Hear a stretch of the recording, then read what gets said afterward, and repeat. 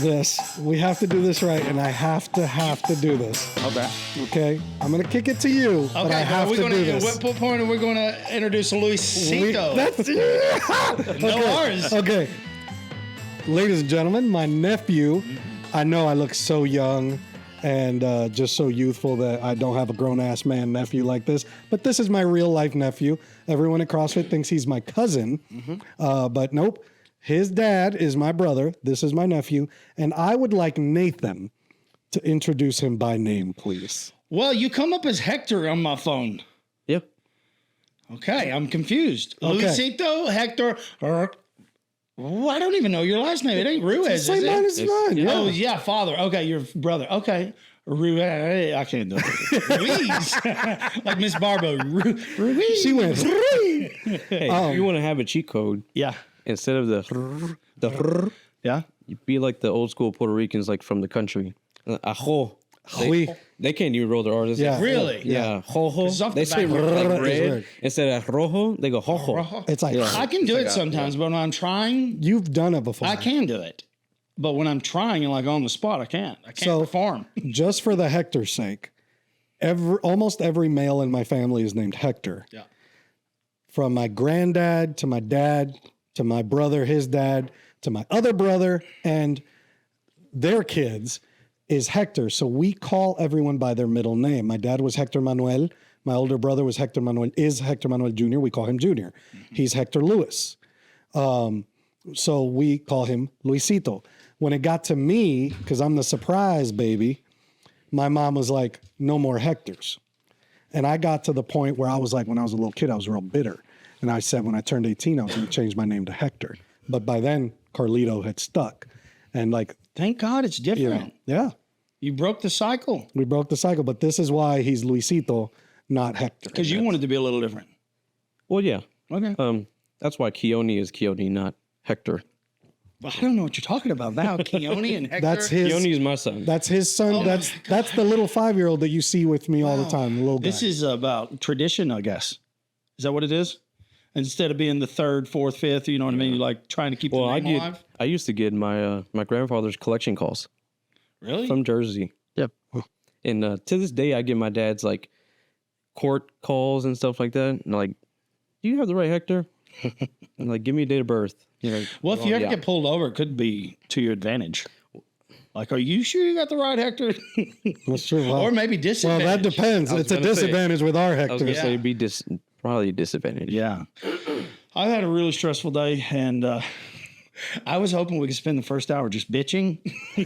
Fine Carlos with me, I don't isn't going to care. let me do that. This is a bro session to me. Wow. It's you a know bro what? sesh. So- We're just not gonna pick. We're not gonna be bullies. We're gonna. No, We're gonna- I can't. I can't talk. I can't say anything that I want to say. But I noticed when I'm not doing well and I'm really stressed out, like there's a few signs. Number one, this is kind of gross, but I have got to where I have been having to put a Band-Aid on my thumb because when I'm stressed out, I almost chew it off. And I was looking at my thumb today and I thought, I got to make some changes in my life because this is an indication that I am stressed. Yeah, Yeah.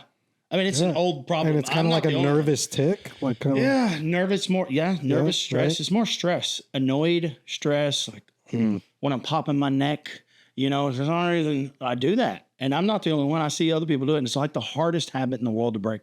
I've looked up YouTube videos. The only cure that I have found is I put a Band-Aid on it. And then That's interesting. Yeah. You've never Fidget seen spinner? people do that? No. I think, like- I don't know. Yeah. I can't weird. keep up with the fidget spinners, but yes. I guess anxiety's high, stressed out. I could tell that, man, I can feel it. So last night I was on my way home and I thought, I want to stop and get some beer. But instead, I bought nicotine. I gave up nicotine many years ago. I think we may have talked about it recently. We did. And it got me thinking, I wonder if I could substitute this for alcohol. Now, I got the lowest grade you can possibly get, and I love it. Now, it's made me a little bit stressed out every time I put it in because it doesn't give you that crazy high, but I can feel like this. I don't know what it is. It's like an anxious constricting of the chest, and I think, okay, you're just not used to it yet. So it's actually anti-productive right now, but I think eventually it's going to be like a sedative. That's my goal. a shot of caffeine It's not caffeine. or I'm sorry, nicotine. It's a shot of nicotine.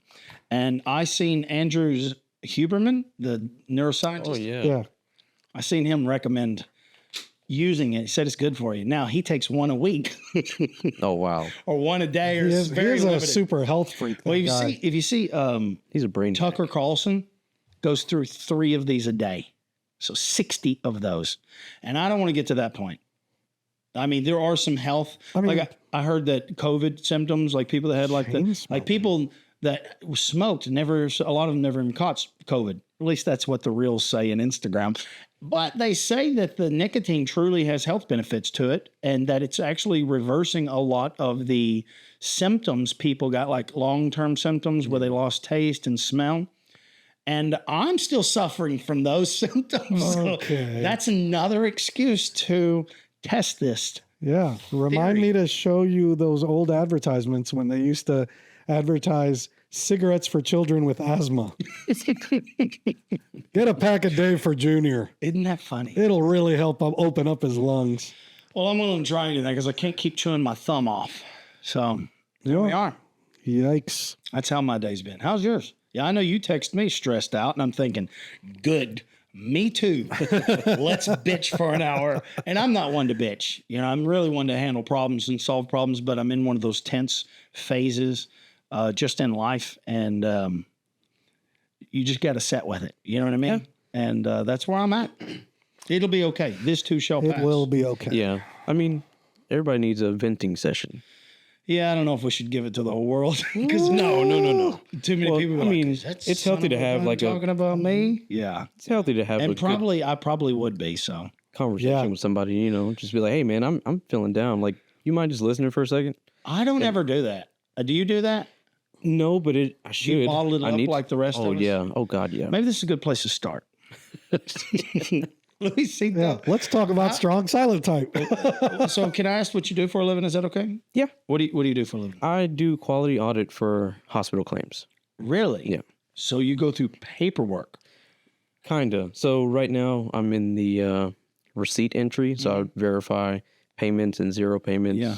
So I go through ERAs and all kinds of stuff. Lots of data. Yeah.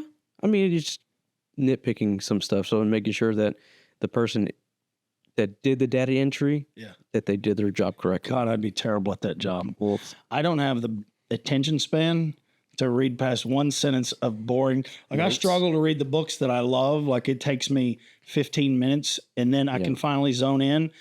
I go back and I start over and I'm good. But I don't have the attention span for it. And it amazes me with people that can have incredible reading comprehension skills. It's one thing to be able to read fast. It's another to be able to, I have to read I read fast, but I don't know what, it's just nonsense. well, funny enough, I'm not great at comprehension. And so how do you do that? Dude, it's repetition. Like you Use just tricks, keywords. keywords and just patterns of people. The notes are repetitive, like Yeah. zero cash or whatever. I know because of HIPAA rules, you can't leverage any of that documentation and AI or any, No, you know what I mean? But you do realize it's coming. I was talking to a friend that's in medical, it's like a medical thing, medical claims. I don't know what it is, but it's a lot of like data entry Yeah. reading. And I thought AI can do all of that right now. It's just a matter of time before, those jobs are going too. Not just yours, mine too. All of our jobs are well, going. no. Just I so mean, you know. since I've got the job, I've always been skeptical of like, how long is this really going to last? Yeah. Like, how long are we actually going to be here? Because this is almost like too many hands in the cookie jar, Really? kind of thing. Where Okay. I mean, the collectors, or they're getting audited by their supervisors, and then we're doing their auditing to make sure that they did their job correctly. So it's like a double audit in a A lot of sense. redundancies. Yeah, so I'm worried about that. Yeah, AI will take all those. Oh yeah, so Learn to use AI. it that may- way you're on the front lines and ready when they're like, I think we're going to leverage AI. I know how. Just raise your hand. yeah, Yeah, I don't like talking about fake it till you AI make it, I guess. Huh? Fake it till you make it, I guess. That's what a lot of people do. Yeah. Well, is that a stressful job? I guess I asked that question to see if it was stressful. It can be for some people. For me, I use it as a, it's my income. Yep. But I use it as a, hey, let me get through this because I have the gym to look forward to, or I got to go do this. And like, this is getting out the way first, and then I can go deal with my regular life. You gym rats. Is that a proper term? That's it. That'll Gym work. rat? That'll It's work. not offensive? Yeah, No. I'm offending a lot of everybody else. You bad. guys really use it for therapy, don't you? Oh, man, yeah. You think that's the primary reason? Like for mental health more than just physical? Yeah, so you don't strangle somebody, yeah. Yeah. Or just be depressed and wallow in your own... I just, you seem so cool-tempered. Like strangling someone just does not seem like it's definitely not in your nature. Am I wrong? Or do you hide it well? I kind of hide it because I've come a very long way. Really? Yeah, being a follower of Christ helps There you go. everything. Yeah. I mean, just patience and handing things over that you don't want to hand over, vengeance, whatever it may be. I've come a very long way. And then to witness just family members literally change. Him, for example. Carlos changed. You would not recognize Carlos from 15 years ago. Or 3. Or 3, yeah. Was it worse 15 years ago? Can we unpack that? Ooh. Can we make this No, we about don't need to Carlos? unpack that. We don't need to unpack that. It was worse. No, I mean, my dad and my wife. Okay. I mean, she was completely transformed. And it's a sincere blessing. Son of a gun. I did not mean to leave that up. I'm sorry you guys have been on this. You're in both shots, just so you know. Sorry about that, folks. I forgot. Y'all should have said something. That ain't supposed to be up there. But go ahead. Yeah. No, but I mean, just, I don't know, man. Just having trust is a big thing in Christ. Was that a process? Oh, yeah. Wasn't it all at once? It was not an overnight thing. Never. I mean, there are some people that are just overnight and complete 180 and just go the other way. Yeah, well, usually that's rock bottom then. Yeah. You know what I mean? Yeah. And I praise God that I haven't hit a rock bottom. In a sense, I mean, I went through a pretty depressing season before where I was just surrounded by death in the family and everything. I mean, the thing that helped me the most was being in church and the people around me. And then also realizing that I wasn't alone. And that sounds cliche, but I wasn't alone because I'm not the only one suffering these losses. This one next to me is also suffering in a different point of view as well. You know, losing it. I mean, after we got married, me and my wife, we went through straight chaos, and it wasn't by fights. It was just everything around us was crumbling. It started with her uncle that passed away, so we're dealing with that kind of grief, and then my nephew that I think he was barely like 8 months old, and he passed away. And then after that, we had a miscarriage. Me and my wife had a miscarriage, and that was a whole different thing, man. I mean, that brought me down pretty hard. And then I lost my brother. After that, on top of all of that, I had to put my dog down that was 13 years old. And that was just like the cherry on top. It was crazy. And this all happened within a year. It hasn't even been a full, complete year. And it was like months in between where all these things kind of passed. And man, it was depressing. It was hard. It was rough. And it was hard to keep it together in a lot of situations. It's like you want to explode. You want to let off on somebody. You want to impose your will on something or somebody. Because you're just so angry, but not at God. That was awesome for me to realize that I wasn't angry at God. I would just ask, carry me through this, please, because I can't do it. Golly, I'm so awful at these moments. Like, I don't really know how to deal with grief. Yeah. I laugh through everything, and these are very sobering. I'm so happy you're sharing your story. I wasn't ready for it. I'm sorry. No, do not apologize. It's all right. Tim did it to him too. Yeah, well, I was a little bit more prepared for him. I had no idea. And so I never know what. I'm one of these guys that I hate going to funerals because I don't know what to say. Yeah. Right. I can't say I know how you feel. Yeah. Because I don't. Yeah. The losses I've had, I breezed right through, and I don't know if it's because I just shut it down, bottled it up. I don't know. We've been trying to figure that out, but I wanted to ask just one question. Yeah. Not to, because I don't. No. Wasn't trying to make it about me, but I'm lost for words. You know what I mean? So hard to believe I could be lost for words, but I did have a question. Because my son, I don't want to tell my son's story, but you're to some degree, your story is reminding me of my son's, and he had just gotten really more involved. He and his wife gotten involved in church. As a matter of fact, the experience, and they suffered a pretty, they went through some pretty difficult times. And man, he opened up to me about how it changed his life with his relationship with Jesus. And I was curious, did you already have a relationship with your church, with Christ, with, you know what I mean? Yeah. Before all that began, I was, got saved again. I would say again, because when I was younger, we went to a Calvary Chapel in Nashville. And so gave my life to Christ then at a concert at something they used to call Choir of the Fire. I don't know if they have that anymore, but I did it there, and I got baptized with a different church, but it wasn't a sincere baptism. It was just kind of like, whatever, I'll just join the group, because it was a massive event. And so some years go by, and then when I started going to Calvary Chapel in Murfreesboro, I did rededicated my life to Christ sincerely and got baptized with them, and I was just on fire, for Christ. And all that happened, and got married. My wife became a believer before we got married. That was one of her things. She's like, I don't want to get married until I make a decision to give my life to Christ and see if, I'll be sincere and do everything right. Cool. She brought it up. I didn't say anything, which is really cool. And can I ask a question? And if it's inappropriate, I'll cut it. But if I ask a question, she has an Asian what do you say, background? I mean, the Asian, that's just ridiculous. She's Laotian. Traditionally Buddhism. Yeah, that's what I was going to ask. Was she practicing Buddhist?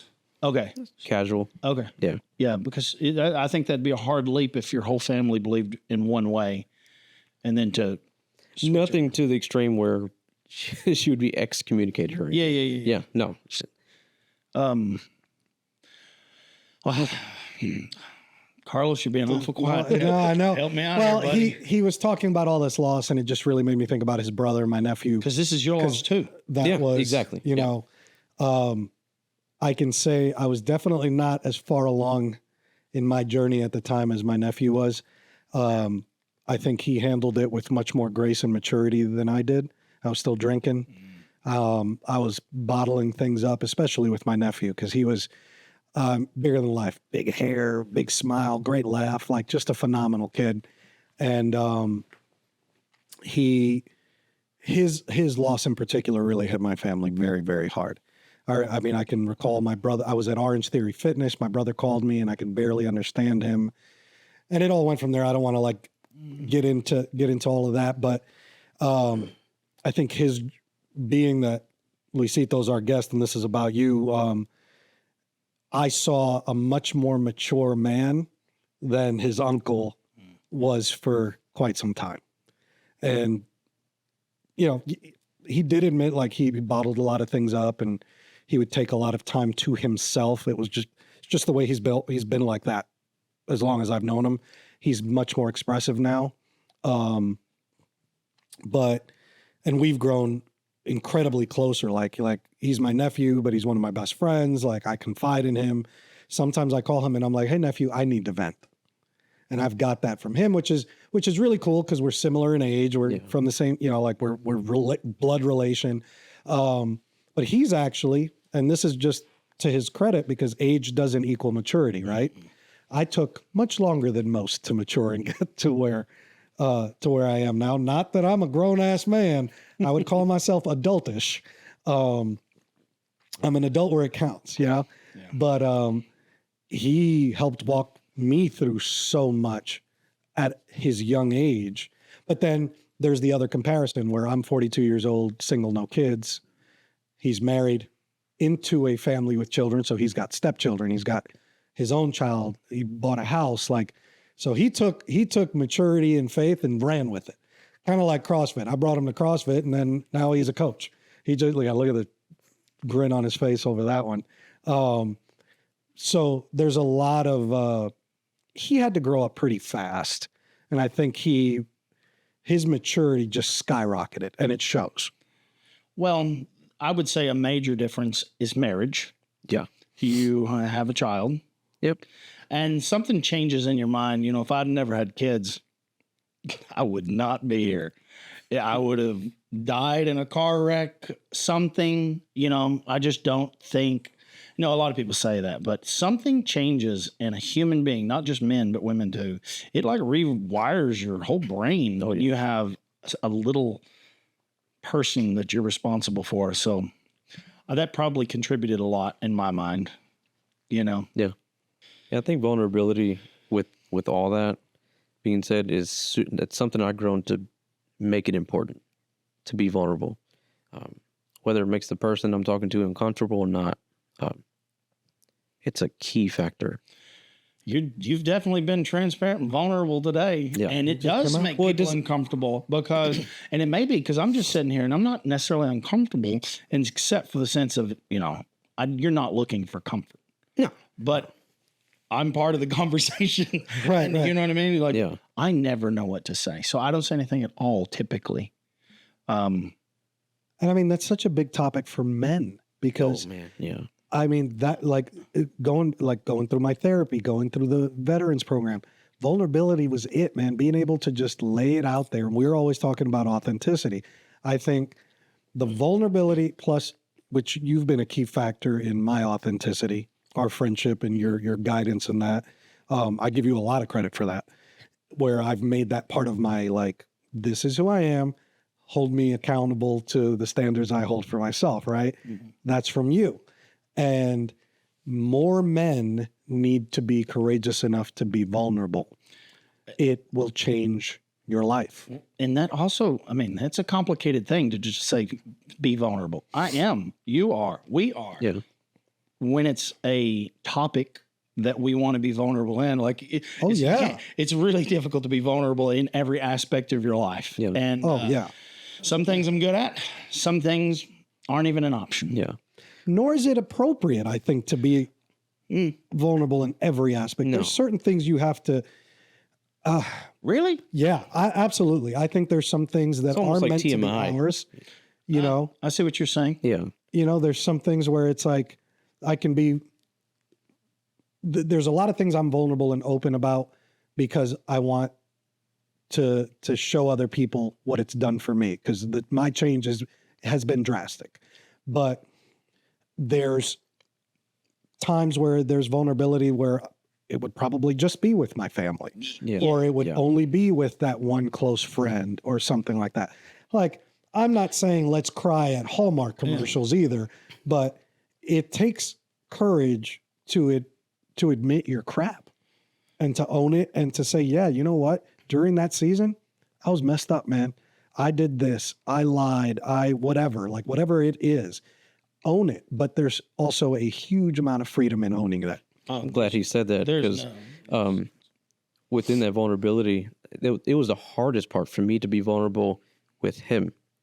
There was a season in our lives. Respect and look up to. Well, yeah, but this is different because this was more like we were butting heads, but it was where he had to stay to himself because just the drama around the family was just too much.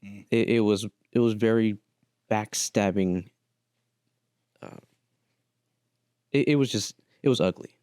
It was like Family Feud kind of stuff. And I was part of it. Whether if I was right or wrong in the situation, I kept it to myself, and I'm trying to make it known that he doesn't know. You know, so there was a day I was talking to Grandma, which is his mom, and she's like, just talk to him. I was like, you're right. Like, you're right. We got to squash this because this is stupid. And I did. He was getting ready to go do something. And I was like, hey, you got a minute? And I closed his door. And he's like, you all right? Like, yeah, I just need to talk to you about us. You know, and we squashed whatever it was that we had going on. And ever since then, it's like having a best friend all over again. It's like it's brand new relationship. That was really hard for me to be vulnerable with somebody who's my flesh and blood. I saw myself opening up to other people that weren't my family. It was easier to open up then, but then when it had to deal with me and my ego and my personal pride, to open up to him and say, I'm sorry. Like, I get it if you don't want to accept my apology, but I mean, here I am. This is me, and I'm sorry that we had to go through this, and I was being ugly, and that's it. And man, it was life-changing for us, because after that, it was like we were completely open about everything. Mm-hmm. Yikes. I remember that conversation like it was yesterday. Yeah. And it really was changing. And it took a lot of courage from him. I earned a lot of the crap that was going on, but I also didn't earn a lot of the stuff that was going on. I have a very mixed bag of background, and it a lot of jealousy, a lot of pride within our family. And I was, at the time, especially in the mind frame I was at with my pride, it was a lot of, oh, you're going to tell me I can't do that? Or you think I'm this? Well, now I'm going to do it even worse. Take photos and send them to you. Like, it was one of those just, like, that's what you want? That's what you're going to get. If that's what you think I am, I'm going to give you what you think I am. And that ended up, of course, doing more damage than good. And all things reveal themselves in time. My nephews, my relationship with my sister changed after sobriety too, and with my own brother, who, like, his dad helped raise me. You know, my brothers and sisters are way older than me, like late 50s, 60s. You know, and because what, your dad's 58, 59? Yeah, he's up there, like, you know, so they were teenagers when I was born. Like, they literally babysat me, took me with the places, like, so there's a different level. Like, he's my big brother, but he's like a dad figure to me, you know, like a father figure to me. And my mom used to use him to threaten me when I was, like, being a little kid. He'd come and look at me and I'd be like, oh crap, and put everything back, kind of thing. But anyway, but as time went on and things revealed, and as I let my guard down and stopped giving the finger back, because that's what I was doing, people came to realize what was true and what wasn't. And he was bold enough to just say, hey man, like, yeah, you've done your stuff, but I'm also really sorry for all this stuff you didn't do. And I just ran with it because that's what I heard. And yeah, it really, really brought us together. And he, again, in his maturity, he took the step, not the older uncle. Man, you got me over here in my doggone feelings. Yeah, he got me in mine too. I didn't mean to. No, please don't not apologize. I'm just sitting here. This is authentic. Well, you know, you know, everybody has a family, or at least I hope they do. And if you do, you have an opportunity to go through some, as you said, drama. And I am not, what would the word be? I am not Immune. Thank you so much. Yeah. Sometimes I lose my words and I stumble around it, but man, I got it going on too. And it's been going for a while. And I literally today was having a conversation about, I don't know if I can fix this. And I'm sitting here listening. Maybe timing's got a lot to do with it. Maybe time to process. Yep. And I'm just sitting here thinking, God, I bet there's so many people listening to this and like, I can relate to that. And I should probably mend this. I'm in a tough situation and I can't really talk about it, not here. It's not appropriate, but golly, it brought me to tears just thinking about it myself. Like I was thinking about my family and what they're going through. And to some degree, no, 100% they believe I am the one to blame. And I was told that you have destroyed our family. It was a hard one to swallow. And it wasn't because I made like an error in my life. It was, I saw something I thought was wrong. I called it out and it destroyed my family. And I don't know how to come back from it. I don't know some things. Time is a big factor. Yeah. I mean, it's complicated, man.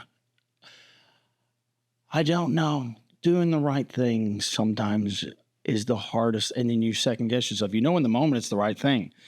And then a month passes and you realize nobody's moved, nobody's budged. We're in a deadlock, right? And I thought, God, is this really worth it? Is this something I can go back? Did I handle it properly? You never do, you know? But it's so complicated, man. I wished it was something I could talk about, but I can't. Hopefully someday. One day we'll have a one-on-one or something. Yeah. Well, hopefully you guys are talking about it because you've mended this. Yeah. You know what I mean? This it's only when you took years. Exactly. So that's what I'm talking about. When you're in the middle of it, it wouldn't be appropriate to talk about it. I only bring it up to say, look, hashtag me too. You know what I mean? We all got disclaimer. something. We all got something. And yeah. I love that you guys did this because your relationship is very tight. And that's what I love about it, man. Incredible. When you allow Christ to have full control and when you completely submit, everything changes to where the people outside looking in have no idea that would ever happen, or that his personality or my dad's personality was ugly before. Like, me and my dad's relationship is amazing. That we talk every day, even if it's just a good morning text. There was a point in my time, in my life where I didn't want to be around my dad. And that brings me emotional because I hate that I felt that way. And it was just an ugly, ugly time for him. And he was a heavy, heavy drinker. And I mean, that just runs in the family. That separated us further than I ever imagined that would take me. And then when he finally submitted to Christ, I was just like, whatever, you know, you've done it before. You're just going to relapse again with drinking. And then, no, I mean, you can ask him today, anything in the Bible and what kind of verse, where is it at, what chapter. This dude's like an encyclopedia. He will just spit it out like you're asking AI. Yeah. I mean, he's that deep dived into the Bible, and it's helped our relationship. I mean, I ask him questions all the time. It's just incredible, man. I don't know how else to put it. My elder brother's transformation, just puts me in a little corner. Like, he was a DJ. He, he was drinking every day, and this is nothing that he hides. So, like, anything, we can say this. But when it finally clicked, when God touched him, man, it was not just a very subtle transformation. I'm talking, you're from one extreme to the absolute other side of I didn't know who I was talking to.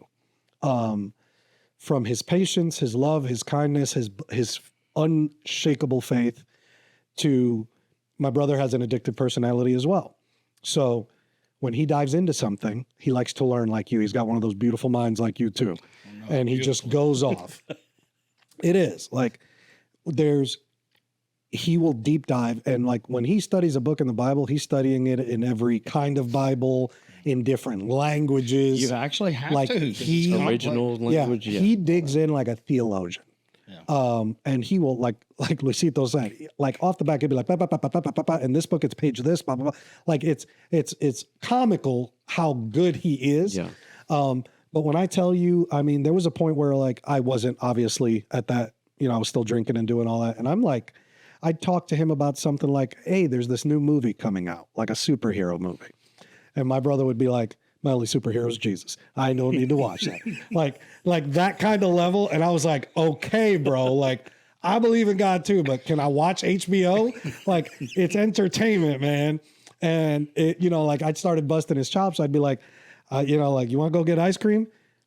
Let's go get ice cream for Jesus. Like it was, it was that level, and I would make fun of it, but man, what an incredible place to be from where he came. The peace he must be experiencing. It's wild. I think the people that have experienced lower lows, it's funny because M texted me the other night and she goes, oh my God, I tell people this all the time. Some chick had made a video about rock bottom. Ooh. And like your life really begins when you hit rock bottom. And I've always I tell everybody rock bottom's a great place to build. Right? Good foundation. Yeah. But people have different rock bottoms. And I think the people, like I think about Corey and you hear their story and their level of rock bottom that I don't even want to look at. The transformation you see in those people, because they have a point of reference, a perspective that I've never had. I've never really experienced. You could say I've been lucky that I never allowed myself to slip too far.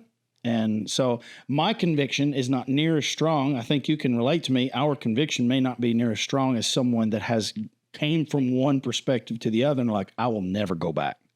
Yeah. So I don't know how lonely and lost that must feel to have to depend on alcohol to like get me through the day or whatever it is that you use to get you by. But I'm not envious. I can say that. Like I'm happy with my relationship. Actually, I'm not. And my relationship could always improve. And I wouldn't say I'm jealous, but the freedom you guys have, and I look at y'all as differently. I was talking to another friend that was just raised as a Christian since she was a baby. She doesn't know any other way. Like Jesus has been in her life.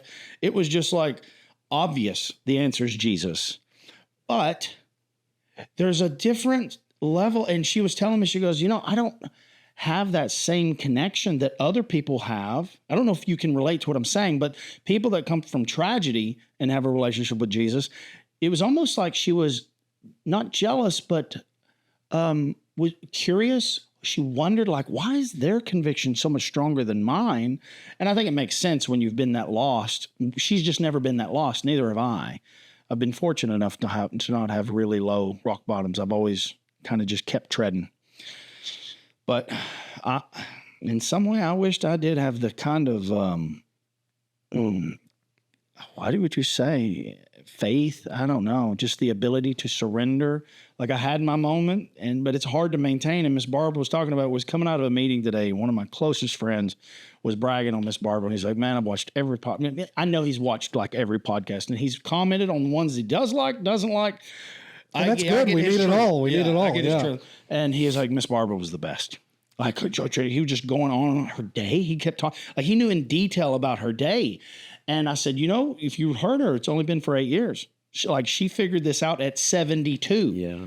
Right. And I loved that part. That was the best part of Miss Barbara's story, because you would be naive to think she's just always had this. No, she had to be intentional with her life, and she nailed it when she said the intentional part was, I just got tired of this, so I started reading the Word every day. And man, it works, but it's not easy. Yeah. And we were talking about, because he's not a religious person. And the first thing I said, well, it's because she reads her Bible. I'm convinced that she's right. It's reading the Bible. And he because he's not, I was more like him. I looked at religion and these man-made rules, and it gives you a really bad taste. And it really is a bad reflection of the Word of God. And I said, man, no, it's more than just the religions that you hear about and all these crazy rules. There's something about that book that is alive. It's the only thing, I've said this multiple times, it's the only thing that kept me from being an atheist, because I wanted to be, because none of this made sense. Yeah. I used to say, if any one religion is right, we're all going to hell. Like it's over, because how can you have this much, the different, I've studied everything from Buddhist, which is not really a religion. It started off more as a philosophy. It's become more of a religion. And I'm fascinated by all of them. But what I learned is that there was one unifying thing, and that was the Bible. Like Jesus Christ is like plugged into all of them. They all believe in Jesus, not in the same ways. But isn't that fascinating? Because they can't deny him. They can't deny the truth. Well, and you can't deny those words. If you really study them, the thing is amazing. And that book is what kept me from becoming an atheist. Because I just knew that, man, I see how what would you say, we fail as a species. We repeat patterns over and over. We're just not intelligent enough to learn from our mistakes, so we're destined to repeat them.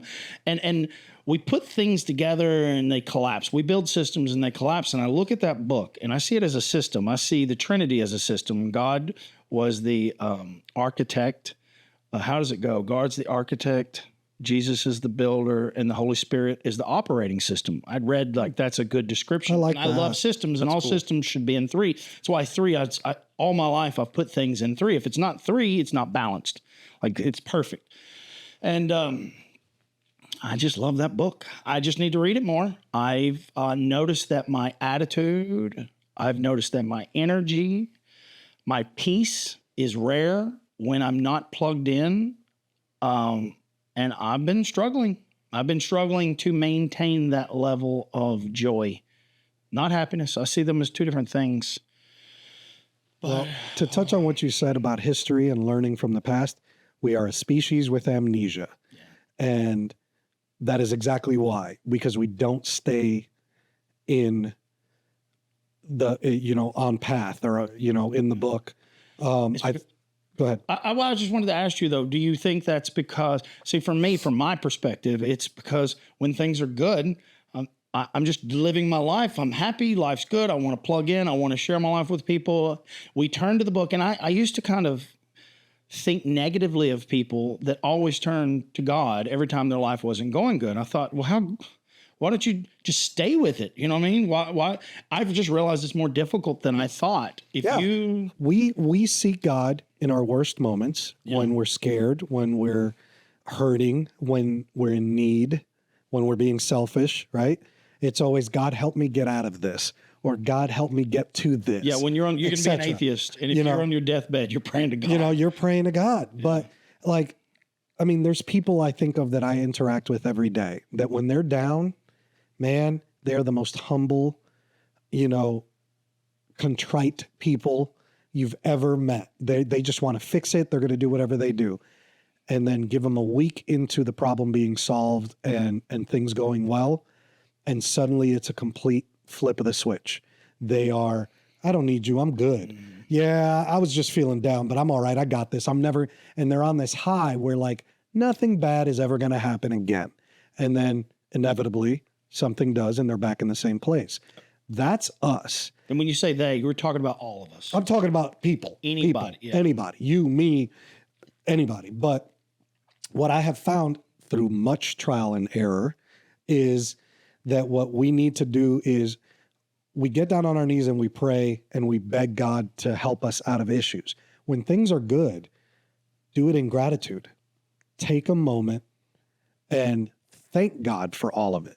I've prayed for promotion. I've prayed for more money. I've prayed for this, that, and the other. The difference is now I turn around and I pray to God and I go, thank you for this. Now I'm going to pray that you make me a good steward of it and that I don't waste it, because I've spent so much time and money and energy wasted on gifts I've been given, and then I've squandered them. So it's a very different story on the other side. And it's harder to slow down and be grateful than it is to stop because I need help. It is level 10 more difficult to stop and just say thanks than it is when you need something. Well, I want to ask, I don't know if it's arrogance or stupidity, but it's only been recently that I started praying. But I pray more to just have a conversation. Hey, man, just want to drop in, say hello. And that's very foreign to me. I feel a sense of shame asking anyone for help, whether it be my Jeep's broke down. I will do whatever I have to do to avoid asking for help. And that's some complex that I have, and it goes as far, it extends to God. I don't pray for things, to receive things. The only thing I've really ever prayed for was I need, if these people aren't for me, please remove them. You see people say, just pray to have it removed from your life. And no, that doesn't happen for me. And so I really struggle to pray to get out of things, because in my mind, I think, well, I'm in this situation because of my choices. It was a series of incremental choices. It's never the big decisions. It's always the yes, no's, sometimes and maybes, those very small passive decisions that we make. And I think, well, I put myself here. You can get yourself out. And that's hard because I've been like that my whole life. So is it a lack of faith? Is it arrogance? Is it stupidity? What is it? I don't know. Maybe I should pray for help with that stuff, to ask for help. And it's so hard. I don't know. I sound stupid saying it. No, you don't. So dumb coming out of my mouth. You sound normal. Does it really sound normal? You have no idea how many people struggle with the same thing. I wish somebody would leave a comment. But it's not, you know what it is. You just need to hear it from God. And I think, I've been in those shoes a million times, and you hit the nail on the head when you said, maybe I should pray for God to open up my heart and my mind, like, God, help me to be able to ask you for help, to ask for discernment, for all of that. And I know that sounds crazy and doesn't. foreign, but man, my pride has cost me so Maybe much. it's pride.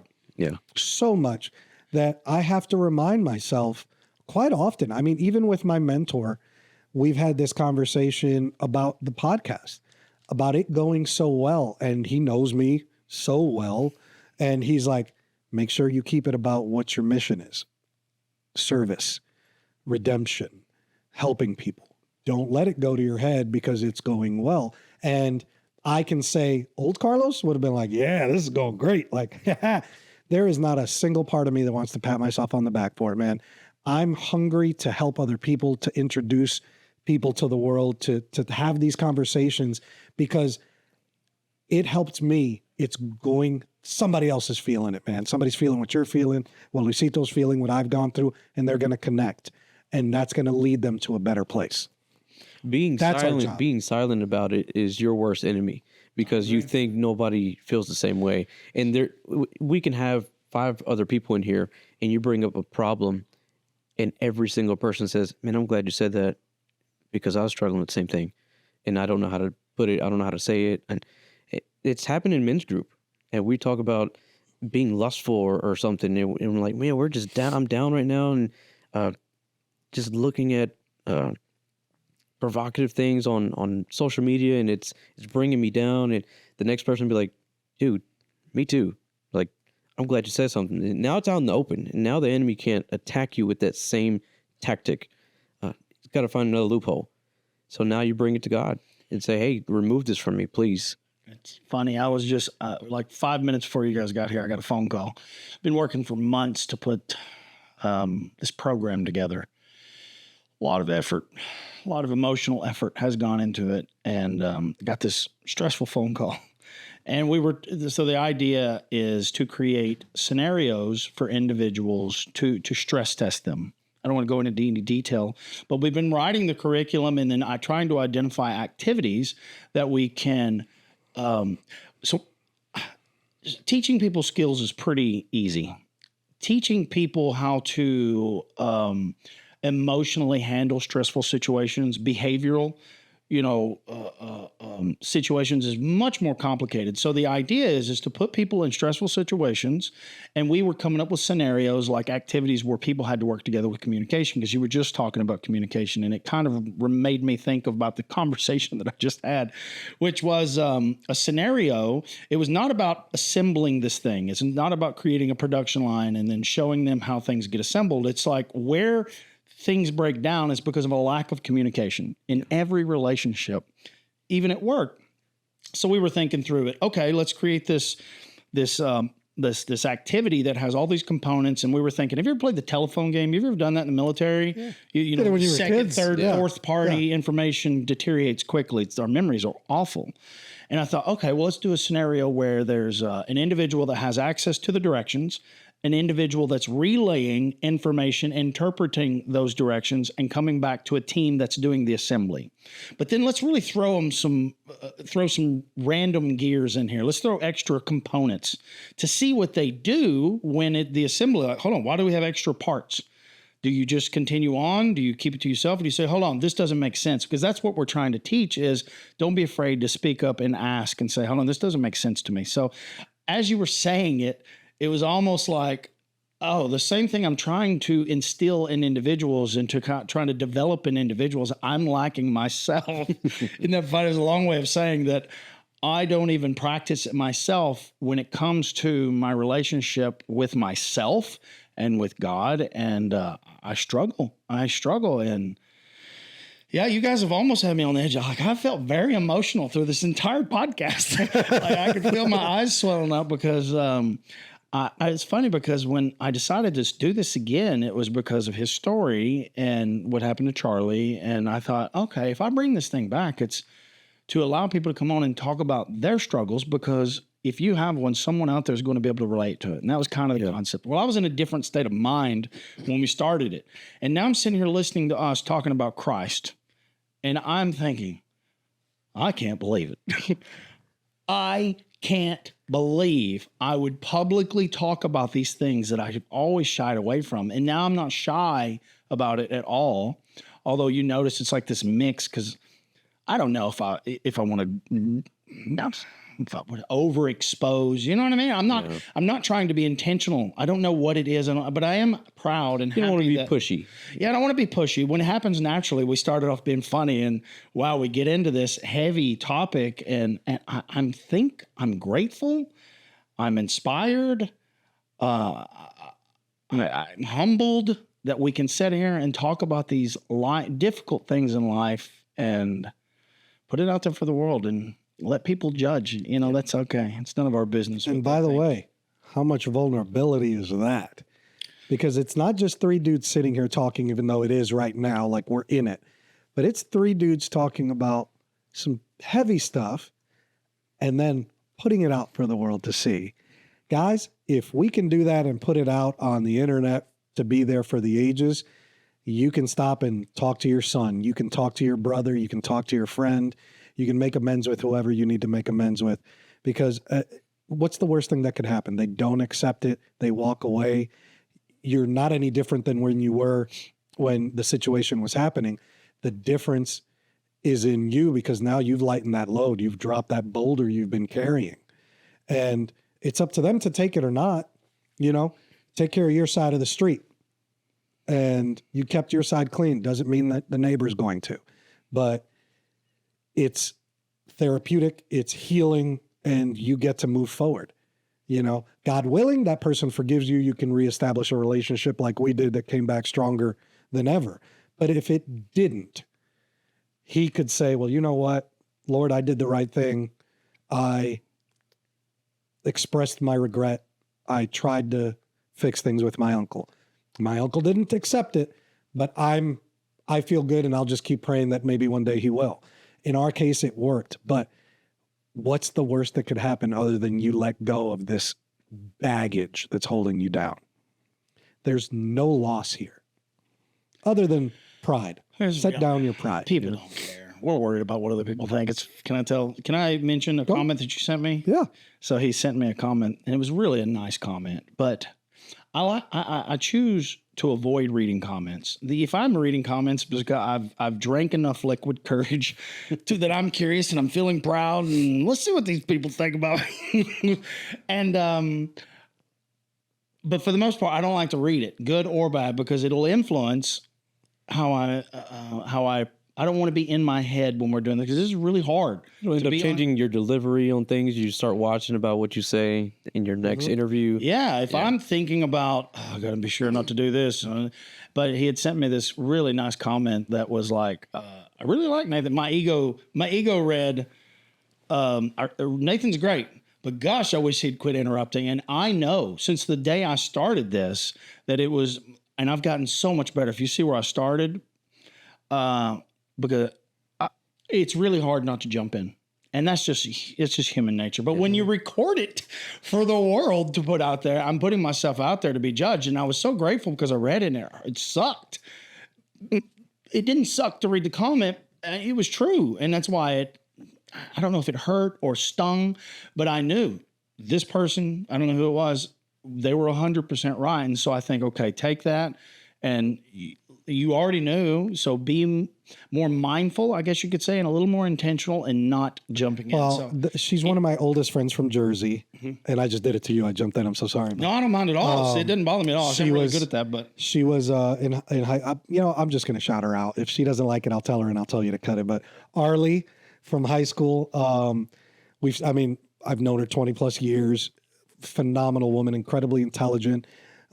She was a senior when I was a freshman in high school. I actually went to prom with her. It's so funny.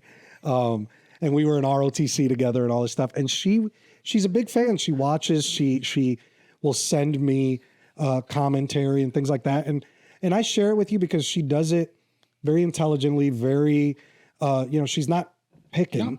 You know, she's like, I'm like, don't tell me that you love me because you've known me for forever. You love me. So you're going to be like, everything's great. I don't want everything to be great. Tell us what we're doing wrong. Tell us what we're doing right. What you think could be better. And I think she expressed it really well. And I was like, I'm going to share this with Nathan because you'll take it constructively. You got to remember, it's in a text. It is in a I text. love feedback, especially criticism in person. It's so much easier because I can read your body language. I can see, your face. When you read these things, you don't know how it was. You know what I mean? I know, obviously, I knew in my gut that it was constructive. And my ego was like, But the whole time I knew it was good. No, it was funny. Hey, Arlie, he actually texted me back and said, daggers to my heart. But it's true because I cringed at myself for thinking, God, I did interrupt that sweet woman. Although Miss Barbara didn't mind at all because we were just bouncing back and forth. But it was her turn to tell her story. And then you want to ping pong back and forth. And it's a hard thing. I mean, doing this, I don't think of it as an interview, but to some degree it is. It's not just a conversation. But I do it because I have so many different perspectives that I think can complement, relate to. I have my own perspectives. And I think that's what a good conversation is. And it's funny because I feel better about it because I heard Joe Rogan talk about when he first started, how much he would interrupt his guest. And it took him years to learn how to hold a thought and wait for his moment. That is a skill that you have to develop. And I've been practicing. I've done better. It's not good enough, but it's something that I'm conscious of. And if I have one improvement that I can make, it's letting people finish their thought until they come to a moment that's your turn. It's hurt a lot of my relationships. Because I'm generally right. It's the humility I love most.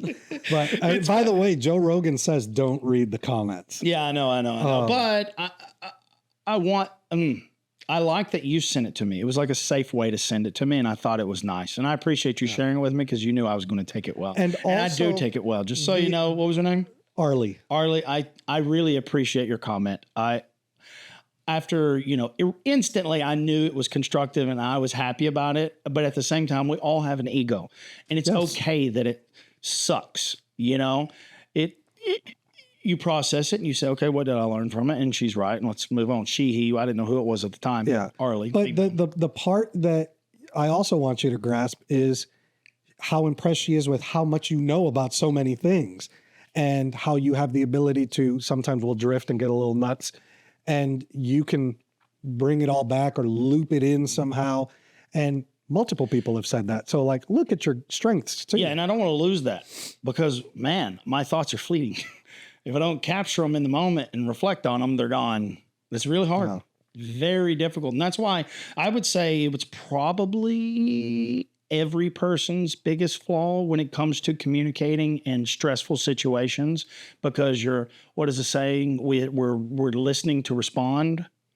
And so I had come up with this, I build systems. I tell you, I was like, I'm never dating anybody again unless we use an hourglass and we have these pulse checks. And I remember as a kid, can I tell the story? Because did I cut you off? No. I'm checking in. This is a random thoughts, baby. As a kid, there's about 5 of us. We were in the Somerville Caves, and man, we got deep into a conversation. I think it was about God.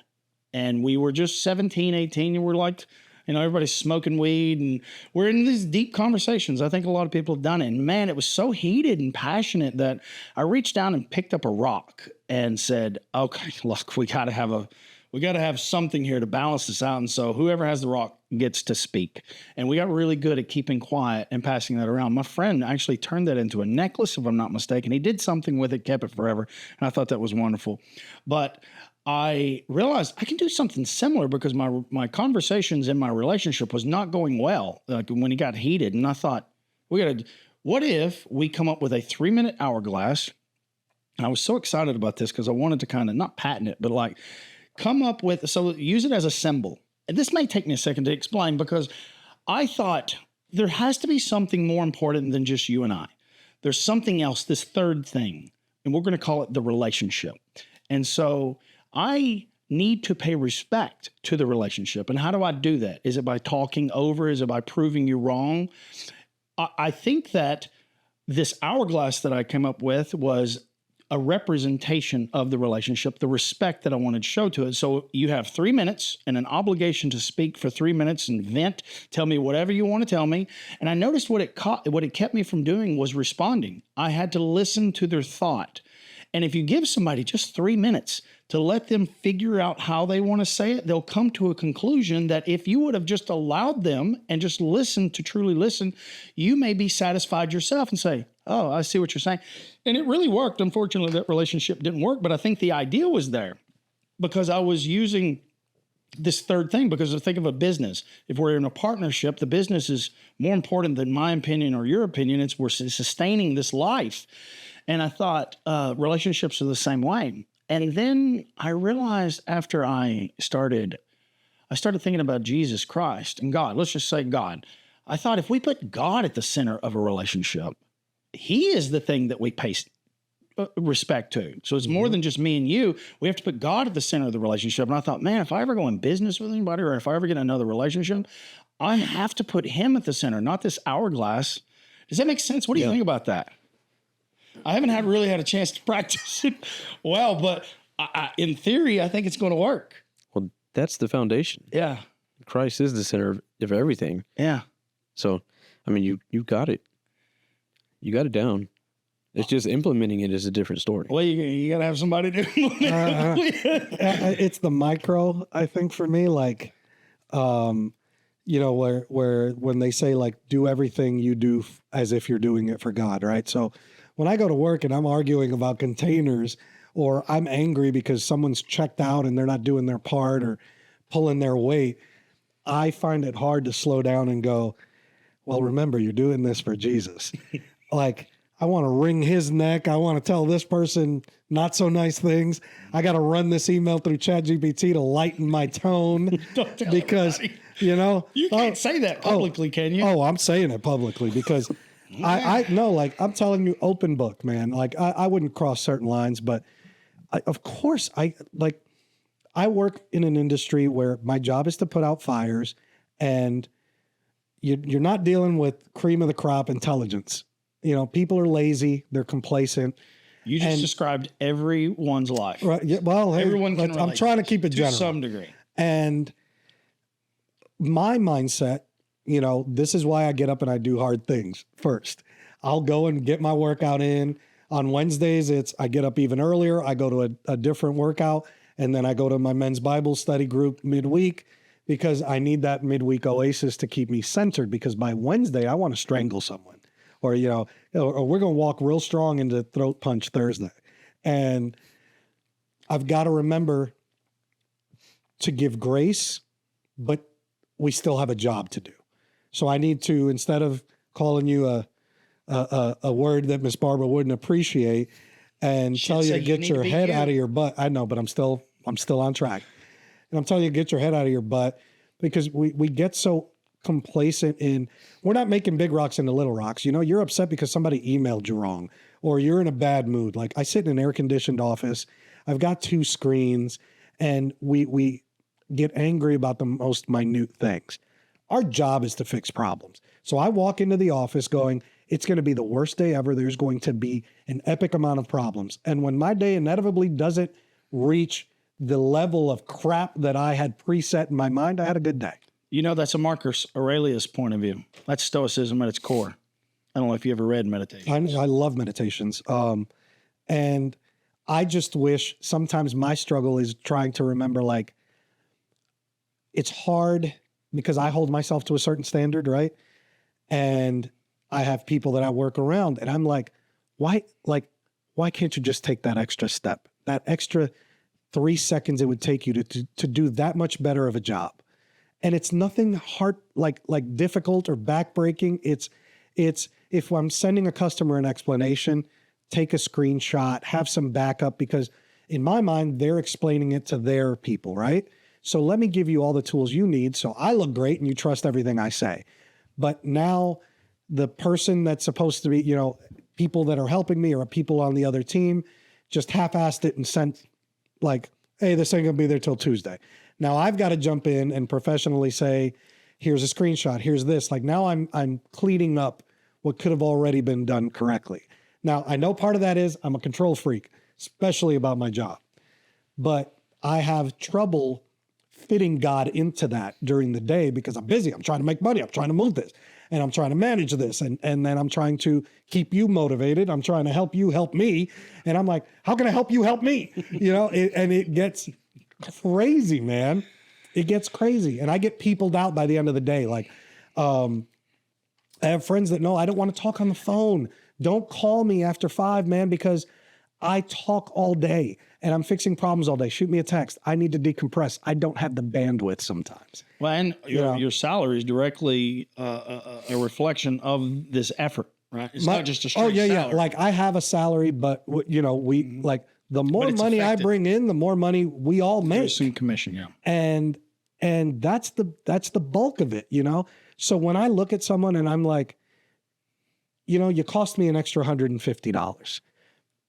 I have a hard time understanding that $150, like, yes, it's probably more for me, but it trickles to you and then it trickles to you.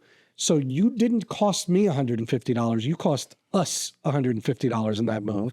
And we do that 25 times in a week. How much money did your laziness just cost us in profit? And then my boss is like, how much did that cost me? So it's a micro level and then a larger scale. Like people don't see that they're hurting themselves. Well, I just want to say to some degree, this is what you signed up for. It is. You know what I mean? And I can own that, That's why I make the medium bucks. Yeah. But it's That's why you drive the Mercedes. It's super frustrating. No, I don't. I ride in a cab. It's incredibly frustrating I work hard to be motivated to be like BLB, be like Barbara every day. We need to coin that. I mean, we somebody need to put that on a t-shirt. I don't know who made People that. have been tagging comment. Carly, that might have been Carly. I don't know. Or somebody did it, but we need to run with that. I saw the BLB, and at first it didn't register, and then hashtag be like Barbara. But Billiard Barbara. Yes. No, he's trying to bill you, Miss Barbara. She's on a fixed income. No, billiard. Oh, billiard Barbara. Yes. Oh, that's good, nephew. Yeah. Yeah, Team Ruiz. You're adopted now. But it's that kind of frustration where it's like some days I have it in me and I can come in stoked and you're not stoked. I'm gonna put a fire under you and let's go. And then there's days where I'm like, I barely have the energy to motivate myself. I can't pick you up every day. Like it's that kind of thing. And it's the human condition. Even though I'm like Captain Positivity and Mr. Professional, I get frustrated with that stuff too. Like he's gotten phone calls, man, it's hard. I don't have the answer. Like putting God in that middle of that frustration almost feels wrong because all I want to do is lose my mind. The whole time you're talking, all I can think about is, gosh, what I would pay to get a ride to the space station, to observe the planet from out there, to just see and just to be aware of how much nonsense all of these little none of that matters. None of them matter. Just to be alive. The odds of any of us even being here, we shouldn't even be here, but we are. And the blessing, and we forget about it. And I think that's okay. It's just part of being a human too. But absolutely, perspective. You're going to have highs and lows.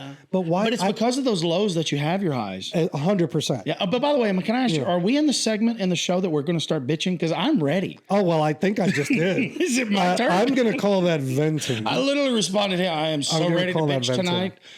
I'm not going to. But I wasn't mean. I vented. No, it's okay. As generally and politely as I could. I like that. Praying is always great, right? Thank you for bringing us back. So praying is always great, but he's the anchor of the show tonight. It's great to have fitness hobbies, man. I wouldn't know. You got some nice double in bags in the garage. You can release some stress. That's my kids. I don't really. I have ways of releasing stress. I mean, back roads, baby. That's where I do. Fighting, boxing, hitting a heavy bag. I think as long as I'm not taking my stress out on people, I'm doing good. That's a win. And I do a really good job of that. Hey, I trained him for a little bit. Really? Are you going to train me? I can. Hey, You want to? I'm tell, signing tell up for him a little 21. bit about your boxing background because I don't think Dude, he my knows kid's that. going to love you. He Oh yeah. Yes. when I tell you the fastest hands you've seen, baby, Really? fastest hands. Does He's it so mean humble anything- about it. Does but it mean anything that I can hit a 949 on that punching bag machine? And I'm still hurt because Yeah, of it. nephew's going. That's cute. It's a yes and a no. It's a joke, obviously. My kid's like $150, and he is a beast, man. I watch him hit that punching bag, and I'm like, teach me. I'm thinking, thank God he's the sweetest kid I know, because if I ever pissed him off, I think he'd whoop my ass. So I started. I was like 160 pounds when I decided to finally get into boxing. Long story short, I always wanted to do it when I was a kid. Parents didn't allow it, or they just didn't want to put me in it. But then I got of age. I had my own money, job, and all that stuff. So I was like, dude, I'm going to do what I finally wanted to do since forever. And so I joined a gym. It was just a fitness journey. And then they're like, hey, there's a local competition at the Mexican restaurant. They're having like exhibitions or real fights, and put your name down if you want to fight. And I was At like, the Mexican restaurant. Latinos get it done wherever we need to get You're it not done. a Latino. Don't start. man. Don't Help me start. out here. Don't. It's more Caribbean. Start. Don't. You speak Spanish because the Spanish conquered everything at one point in time. Yeah, that's but true. would you really consider yourself a Latino? I guess by modern I'm definition, so sure. confused. As by long as we're not Latinx, that's the bad one. know. We and I'm all not hate trying that. to I don't create acknowledge that. controversy. Yeah. Okay. I'm sorry I went Bring it there. back to boxing, nephew. Bring Okay. it back to boxing. He No, likes I stirring mean- the pot this week. That happened like maybe 4 or 5 months after I started boxing there, and was sparring every day, and got decent. Started my first exhibition match, if you will, was like 150 pounds. And once you get into the boxing world, you realize at my stature, at 5'3", 5'4", that is never ideal. At 150 pounds is like you fighting a heavyweight. You just don't do it. But it was fun. It was exhibition against one of the guys at the gym, and then it turned into started really training for real. Like I was like, I love this. This is amazing. There's a reason I loved this as a child, and I just carried forward. I just kept going. I went to pound for pound for a year, and then I switched over to Club KO in Laverne. This was that they were over there by the railroad tracks. Over, you know where that truck got stuck? Oh The yeah. gym used to. Yeah. the Old gym Nashville used to be- Highway, that little, I know what you're talking there's a Goya truck on top of all that. Had to be Spanish food. You know, qué delicioso son. So the gym was over there. The reason for the switch was pound for pound at the time was a all around gym, and the head boxing coach was a world class kickboxing champion, like 5-time champion, great guy. I mean, amazing teacher, but it wasn't conducive to my strictly only boxing. Like I needed more work, I needed more focus on all that, and so I went to Club KO and then had a couple fights under there. Great experience. I mean, I wanted to take it to the next level, but truth be told, I don't think I was actually that great to make it to the next level. Great, but I'm probably grateful that I didn't take it that way, because I'd have more damage than what I have now. Yeah. It'd be bad. But I mean, I got When you say got damage, really you're good. talking about mental damage, Absolutely. concussions. Oh, dude, I've had a lot of concussions. Okay. It's amateur boxing is notorious for leaving a lot of yourself in the training aspect of things. You're sparring way too hard. I mean, you're going out way too hard. I sparred with a lot of pros. That was really cool. My downfall was I boxed to my competition. So if I boxed with somebody that was mid-level okay, I noticed that I was kind of mediocre that day. If I started boxing with a pro, I was tuned up. I mean, I was really nice. Fast hands, decent hands. But I mean, I got all the way down to 123 pounds. Oh yeah. Yeah, I remember. Is Bro, that he was healthy? He was ripped. Okay. It was stupid. I was scrawny ripped. Okay. Barely into muscle tone. But I mean, after doing fast forward a bit, after doing CrossFit and all this stuff, man, I was pretty delusional looking back at the career of boxing, because there's so much strength and conditioning that needed to be done that wasn't really priority at the time. I mean, after my first exhibition match, I went home and ran 3 miles because I just needed something. I needed more. I did 3-minute rounds, and that was it. And then I went home and I was like, I'm kind of bored. And I wanted to take this really serious. So I went and ran 3 miles. I think that's a gift for a lot of people. Delusion is a superpower for a lot of people. And I like that. I am too self-aware that I can talk myself out of anything. And some people, serious, some people can be delusional enough that they just make these insane commitments and they get there. Well, I mean, I wasn't aware of it. And I'm not talking anything negative about you. I'm just talking about in business. Some people are like, yeah, I can do that. Well, that helped me carry as long as I did. I mean, my amateur record, crazy terrible. And a lot of it is a lot of politics, a lot of corrupt judging and people pushing other prospects to get to a certain level. I mean, it is what it is, right? I chose to ultimately, I've come to terms with it that I just quit. I mean, I quit. I had a regular day life, regular job that I didn't have a rock bottom to make that a plan A, B, and C all the way through Z. It's just, some guys, that's their life, man, and they don't have anything else to go to. They don't know a career. They don't know what it is to have a regular job. Boxing is their life. Like, they live, breathe, and eat it, everything. I thought I was that. But I had too much of a comfortable lifestyle. I had a decent job. I had a car.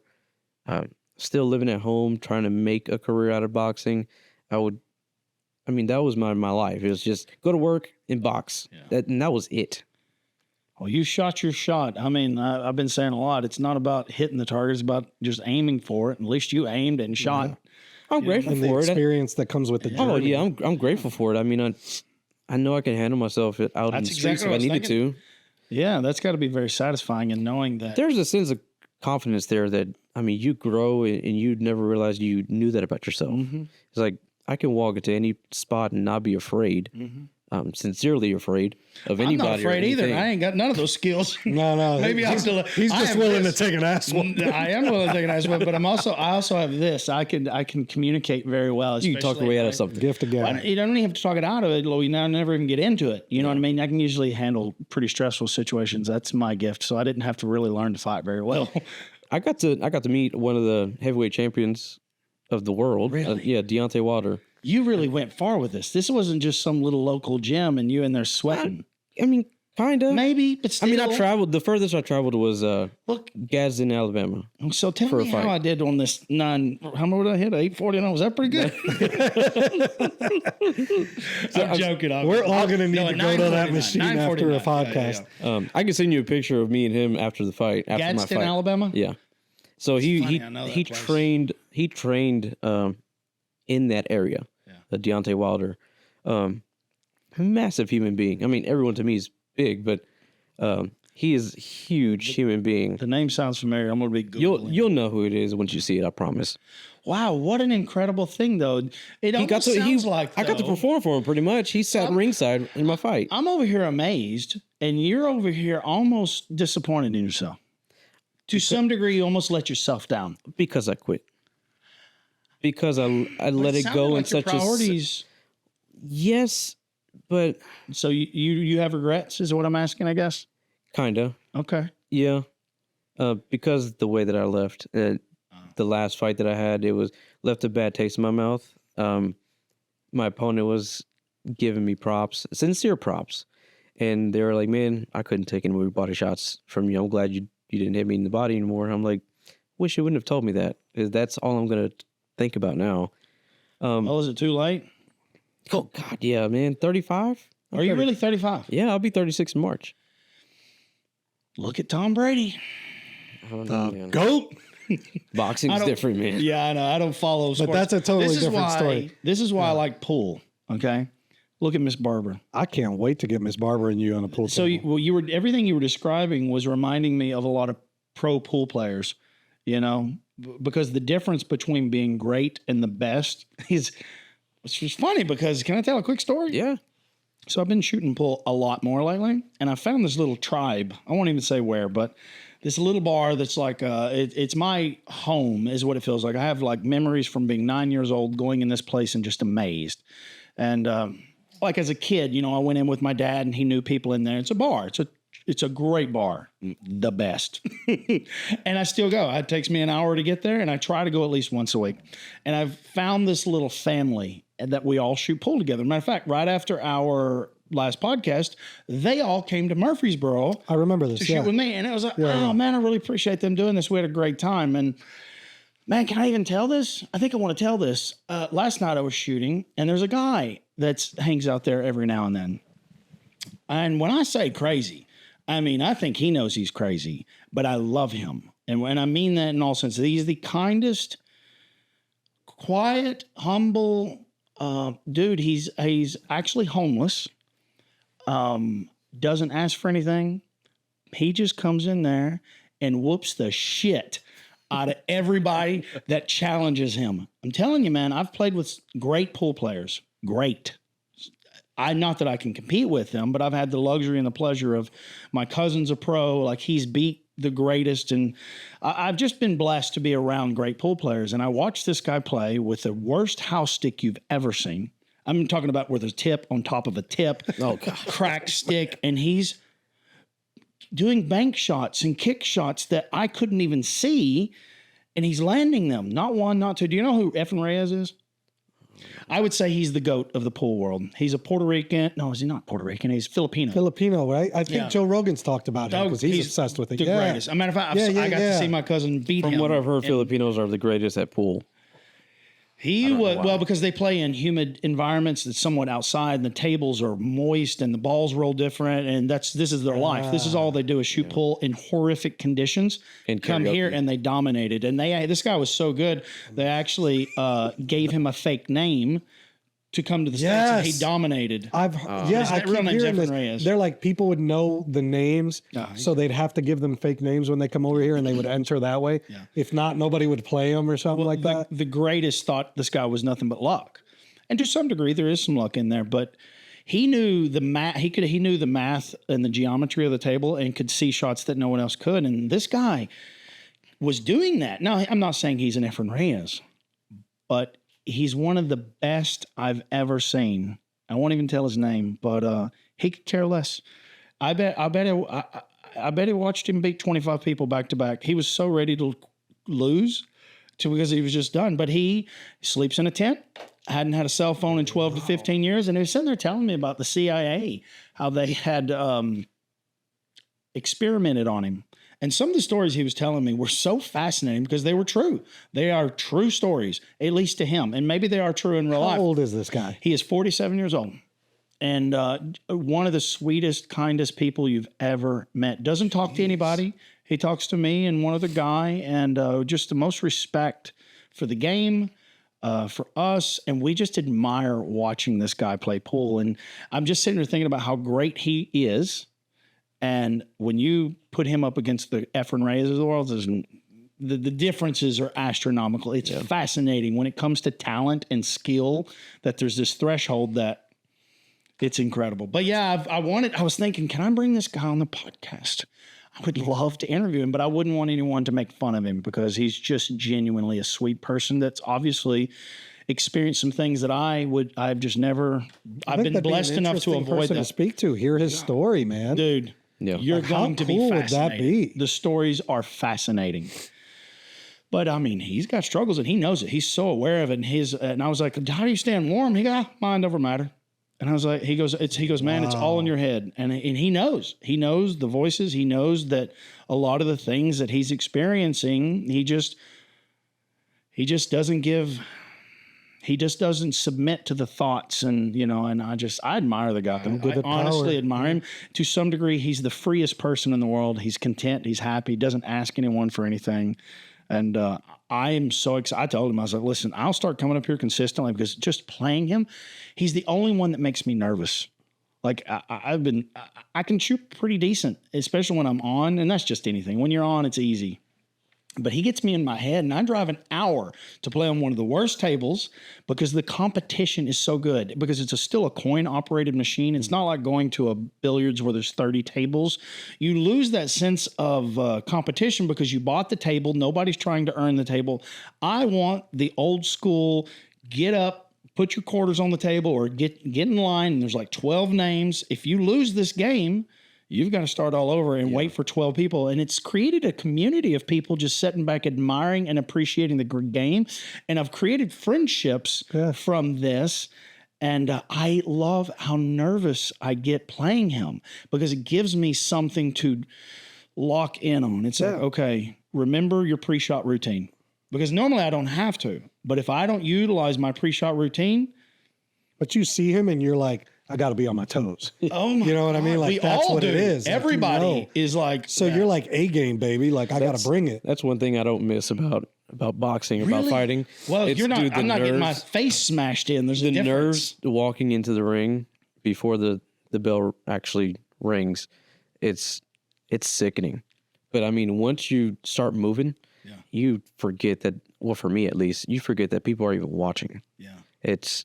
I was more at peace after we finally started as opposed to the build-up and then walking to the ring and then being introduced and getting, the rules. And you're like, dude, this sucks. He's so humble about it because he would hide it very, very well. And like, I would get videos from my brother because I still lived in New Jersey and I would fly back and forth. And I would get videos of him and I'd be nauseous seeing him get hit. And then I'd be furious. Like, this guy beat, I'm gonna take a baseball bat to this guy. He hit my nephew. Like, you know what I mean? Like, you get so into it. But what I tell you, the one evil part about Luisito is you put a pool noodle in his hand when he was training me, and he'd try to teach me to head movement and all that stuff. And first couple times he's just tapping me, right? Next thing you know, whack, and it just bam, pool noodle. And I honestly think he took a lot of joy out of that. Yeah.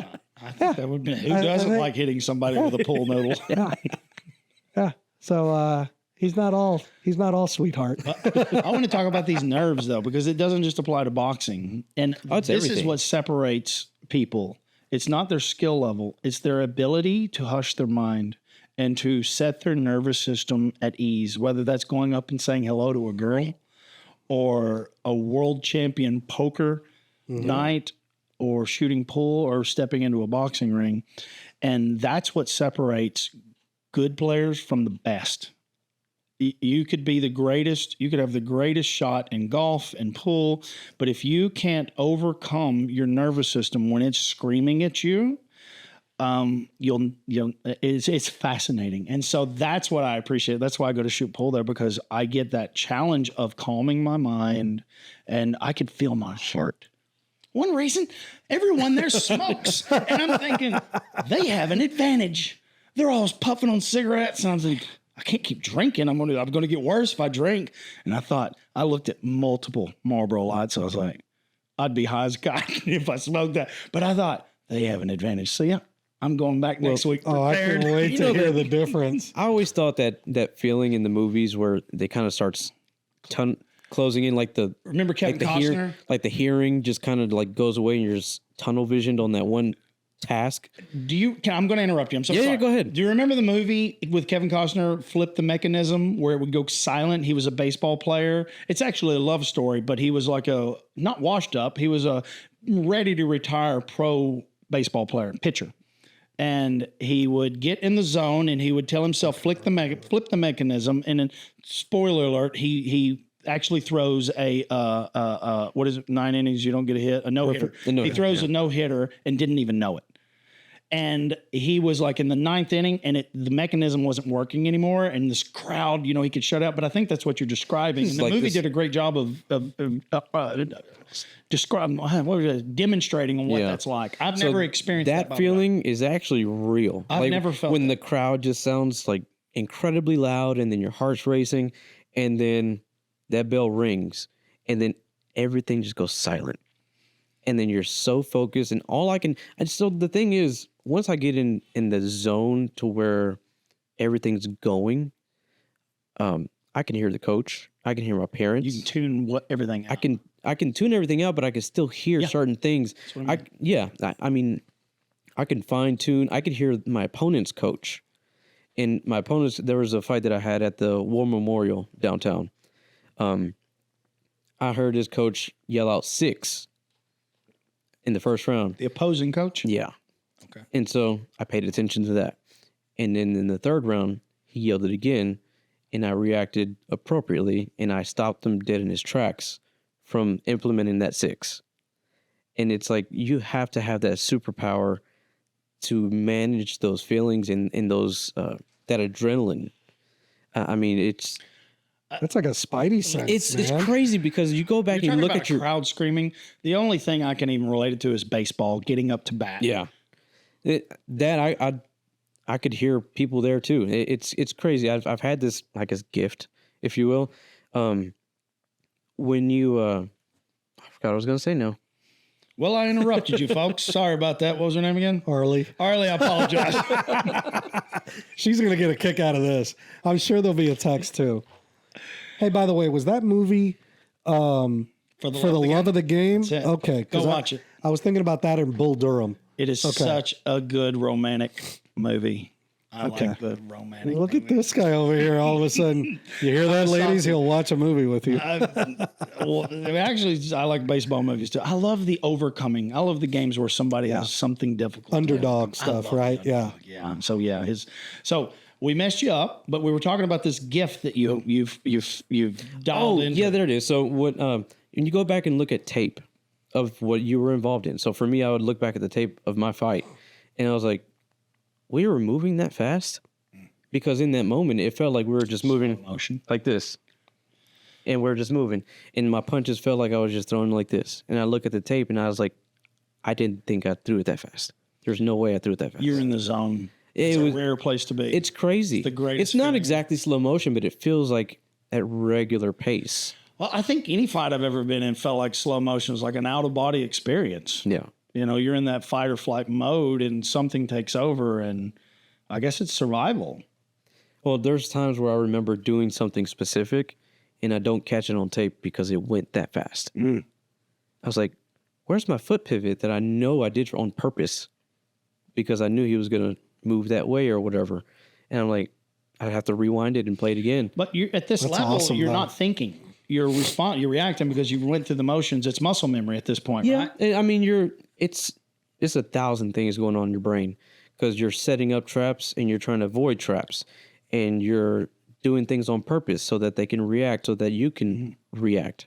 It's chess on top of chess. Yeah, I guess I could. It's interesting, but it's chest that hurts, though. I don't know. I don't think it's ever hurt being injured when it happened in the moment. Like getting punched in the face never Oh hurt. no, you feel it afterwards for slid sure. Hundreds of feet down the highway. I kind of talked about it in that one podcast. I asked you if you'd ever seen my ass. I realized in the moment that wasn't a very good question. I was like, But yeah, no, get the pal. story. Like I've got photos where my whole back and ass is just, and I didn't feel. He's like, you got to anything. see the rash on my butt. I had no idea. I get home and I think, why's my back burning? Well, I figured it out. But it's funny because the body and the mind is an incredible tool that protects you from trauma. Yeah. And then it's like, by the way, here you go. Yeah, Feel yeah. this. The first time I felt that to that extreme was my first Golden Gloves tournament. Fought on My Friday. God, what are we unpacking here? Yeah, dude. I thought See, you were bringing on your nephew. Yeah. Just a normal, nice guy that I met, sits in the same pew as us, and now we're talking about Golden Gloves. yeah. I told you. I wasn't prepared for all of this. This is like an onion, just keeps going. A very humble onion. Yeah. Well, fought on Friday and then fought on Saturday. Back to back. Yeah, that's Golden Gloves. You either fight twice in one day or it depends on how many people are in your weight division. Can I just say, we started off boxing at a Mexican restaurant. I had no idea. I thought it was just this good little local thing. You know what I mean? Like a local tournament. You really went a lot for, and you're over here to some degree disappointed in yourself. But maybe it's that level of self-accountability that pushes you and drives you. And that's the trade-off. Well, it was, for me, Caleb Plant is a professional boxer now. He's very, very popular, very famous now. He's here out of Nashville. He's out in, I don't want to say the county. Why not? Everybody else was coming to Nashville. Yeah. Well, no, he's he was born and raised here in Tennessee. But it's man, I forget the county he's out of. But phenomenal, great guy. Davidson. When you say Nashville, well, everybody calls it Nashville. Well, everything's Nashville. Everything's freaking Nashville. Yeah. But I mean, but anyways, he was out. He was on his way out of the amateurs, going into the pros, and he at the time was a phenomenal prospect. And to this day, he's a phenomenal pro. He fought Canelo. Not Triple G. You know who Canelo is? Canelo Alvarez, the Mexican. Mm-hmm. Anyways, so he was on his way out. Pretty big deal. He's a massive deal. Yeah. He was on his way out into the pros, and I was pretty much that was my first Golden Gloves. So I got to witness him box, and I've been around him in the gym when he was sparring other guys and he's training.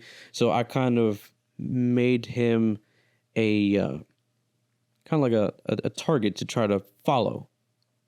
And I just didn't have the resources that he did, and I probably not the right drive that he did as well. You know, he's one of the guys that I was mentioning earlier that there is no other route for him. There is no regular day job for him. That this is his lifestyle. That's what he eats off of. I mean, that's his living.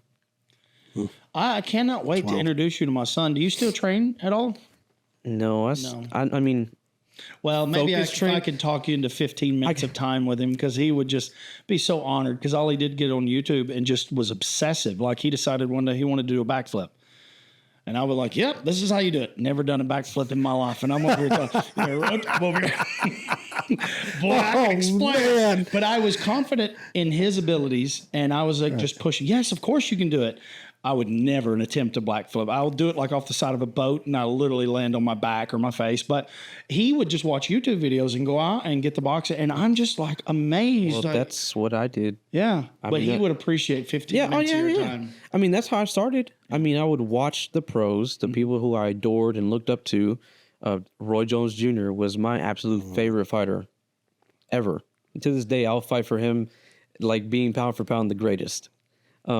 But I watch his stuff, and you don't try to do things like that professional, but you take bits from that style and you try to implement it in your own way, in your own flow of things, because not everybody moves the same, man. Well, there's a saying, especially in art, emulate until you innovate. Yeah. And I think that just applies. Yeah. That's really cool. Copy something enough until you create your own style. Yeah. And that's what art really is. It's a discovery through a process. And yeah.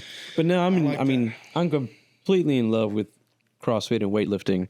I fell in love really with weightlifting than I did CrossFit. Can you infect me with that same button? I was waiting for this part. For a doctor. Speaking of, I'm going next week. I haven't had blood work. I haven't seen a doctor really in my whole life. I went to the mountain for the doctor. Grundy County. That was my doctor my whole life. Oh, Lord. I'm in Grundy County. You go up there. It's $15. You get your medicine. I got to see my doctor, Dr. Anderson. He's not around anymore. Best doctor you could ever. Just the best. Him and Dr. Harbolt. Anybody from Grundy County knows who I'm talking about. Delivers babies. Like, it did it all. And, I'm saying all that to say I've really never been treated, except for when I was in the military. You know, they do everything. But I gave myself a doctor's appointment for next Monday, and I thought I was excited. But then I thought, if they give me bad news, I'll start focusing on it and make it a reality. So anyways, yeah, I'm ready. But if they give me some bad news and say, dude, you got to do something, maybe that's what That's the catalyst you need. Yeah, because I'm young. And I want to stay young, and that's really what my motivation is. BLB, baby. Be like Barbara. But listen, she waited till she was 72, so there's still time. So, I mean, you're ahead of the game. You're ahead of the game. That doesn't mean wait till 72, dude. Oh, my gosh. Oh, goodness. But like I had told you, I mentioned when Tim was here, I was like, come on, nephew, let's go to CrossFit. And then, And you had never done CrossFit? Although if you'd been boxing, that's a crazy.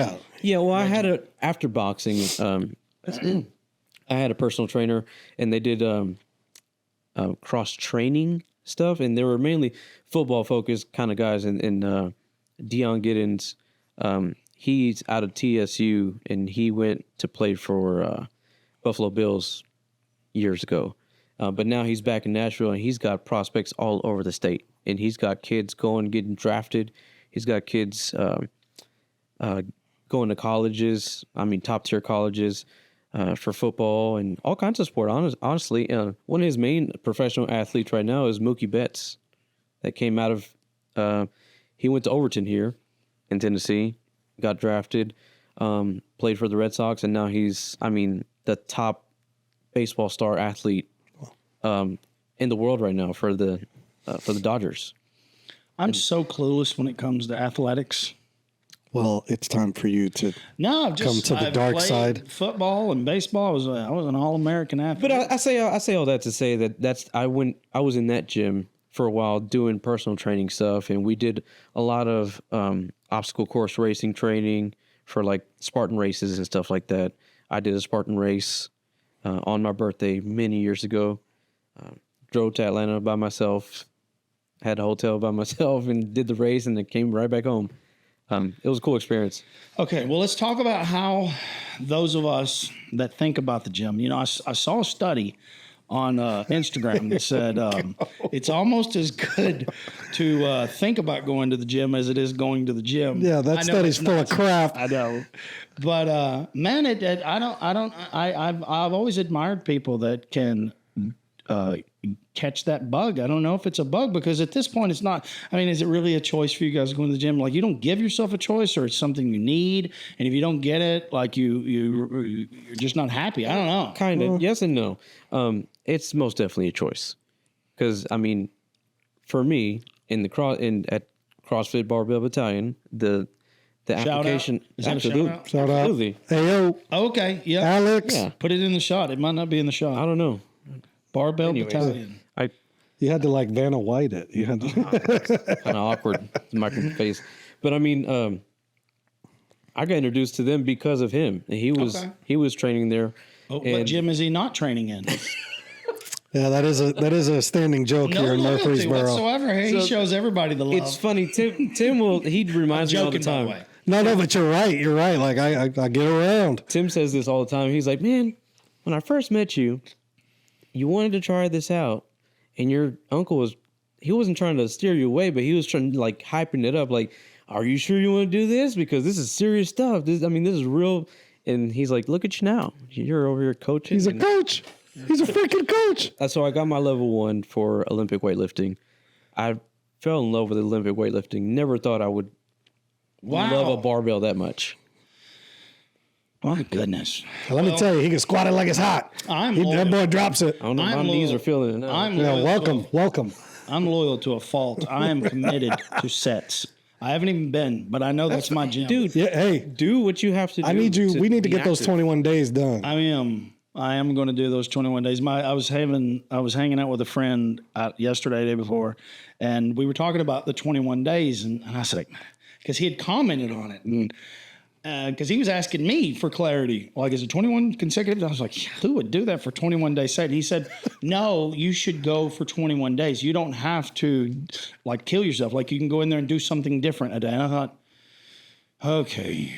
But see, my attitude's already off. I've already got the wrong attitude. So I'm waiting till my attitude guess what? aligns with. But if you wait, it's going to pass you by. I'm ready. There is no waiting. Sign me up on there. Listen to this. Keep that attitude.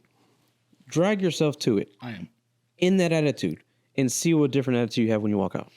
That's a good point. So I don't know when we talked about it recently, but a friend of mine, we were at church and Gabe was talking about, there's something about suffering together, and it just registered. I thought, oh, I know what that feels like.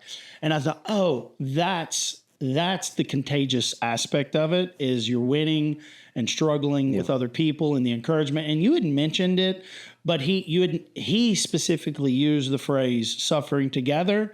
And I thought, oh, there's something beautiful about that. And so that's what it registered when you were talking about the encouragement that comes along with jumping up on those boxes, which, by the way, I want to do that. Like, that's keeping you young, and that's hard. But yeah, I'm ready. I'm so ready. I wanted to say that too about the choice thing. When you open up the application to the gym, you're making a choice to reserve that class for that hour. Well, how about That's this? the choice. How about this? He's negotiating. How about I go ahead? No, I've already got it. Come on. Let's 2 for 1. Like, since Monday, I'm going to the doctor. Let me go ahead and get in the gym. So when he says, "Do you work out?" I can say yes. I'm not going to say for how long, but I don't lie. So at least he'll when I ask give you him for the how truth. long. So I'm sure. I don't know Like, do if you he asked work that, I'll out? be Well, honest. you know. But I think I don't think. I will sign up Monday. Will be my first day if they will accept me. I don't know if they can get me in so quickly. I don't know. There might be a lot of paperwork and background check, and I don't know what all's involved in these. They're waiting on you, pal. Okay. They're waiting on you. Okay. Oh my God. Some of them may know who I am. And Oh. it'll be so embarrassing. Oh, they know who you are. Oh my goodness. I was literally. The Sets fam and the CrossFit fam all support the podcast and watch. I am just having my beer and having dinner the other night, and a guy goes, "I saw your podcast," and I was like, you know what I mean? I don't know if I was literally in the middle of eating a burger. I was in the middle of minding my own business, and this dude turns around, "Podcast?" I was like, "Yeah, I watch a lot of podcasts," because I didn't want to I get embarrassed, you know what I mean? Because, I don't take myself seriously at all, if you can't tell. I take this seriously. I don't take myself seriously. And he got it out of me that I do a podcast, and what's it about? And I was like, how do I even describe that? I said random stuff, man. And he goes, "Well, I got a good story." I said, "I've heard this a million times. And the dude goes, "He does." And I was like, okay, well, honestly, it's about people. It's about life and struggles and making fun of struggles and just being a human and sharing your story. And I said, I kind of made it a commitment to bring other people on the show that can tell their story, that can connect, document this, preserve it forever. Miss Barbara's nephew left a comment like, Yes. "This is so amazing, my aunt." And I thought, yeah, that's why we're doing this, to document something in time that it can be passed on for generations, And he started telling me his story. And oh my God, did he have a story? Like a story. And I'm thinking, I don't know if the world's ready for this one. Like, this is a tough story, because I just heard Tim's story about losing his wife. This guy had a similar scenario, literally was in stage 4 chemo, was in the hospital dying, and his wife died like in his presence. The day he gets out of the hospital, he had to go to the funeral home and make arrangements. And I'm thinking, what in the world? I've always been people tell me their stories. This is not new for me. Like, people open up to me for whatever reason. I was blessed with listening to some degree, but more talking. But for some reason, people tell me their stories. And I think it's because I don't have a judgmental bone in my body. Not anymore, because everybody suffers and I'm not here to judge. And I thought, God, I guess I could do this for the rest of my life. I could just bring people on, have a conversation with them. And this is going so well because bringing you on, I knew we got along and I knew we'd have a good conversation. Who would have known it would have gone this far? And I thought, there's no shortage of great conversations and people in our community. And I would never try to turn this into something popular. That's just never been my intention. I worry that it will become popular. Anything, if you do it long enough, it will grow. It'll kind of create its own audience. And that makes me a little bit nervous. But I was telling you, I was thinking, we might have to start doing this twice a week, which is a massive commitment. But we have a guest list of 6 weeks already. Awesome. And I'm thinking, well, every one of them could be a reoccurring guest. Look at you. Yeah. You came on one time. We connected so well. I thought, and it has nothing to do with any of my friends, because I have amazing conversations with my friends, but it never registered to do a co-host type thing with them because they have their own life and it would be a complication. But you ran with this as much as I did. And I thought, okay, we should keep doing this. And you keep bringing on amazing guests yourself, and I've got a whole list myself. Well, it's because we're blood. Is that what? No, that has nothing to do. You have plenty of blood relatives. He has, doesn't he? He has plenty of blood relatives that he wouldn't bring on. This is true. I won't name any names. I don't have any names. But cut that. But because I'm going to get some messages over that. But and it's funny because it does grow its own legs, because now I'm getting messages from people that I saw your podcast through a friend. I have a story for you. Or I have some stuff to go over with you, where I've had people reach out to me that want us to go on theirs. Things grow when they're authentic. I think that's something that's original about this. And if you read you can't see it because I've kind of deleted it, but I had it like in the description, a default description that was like what I thought the show was, and it's everyday people.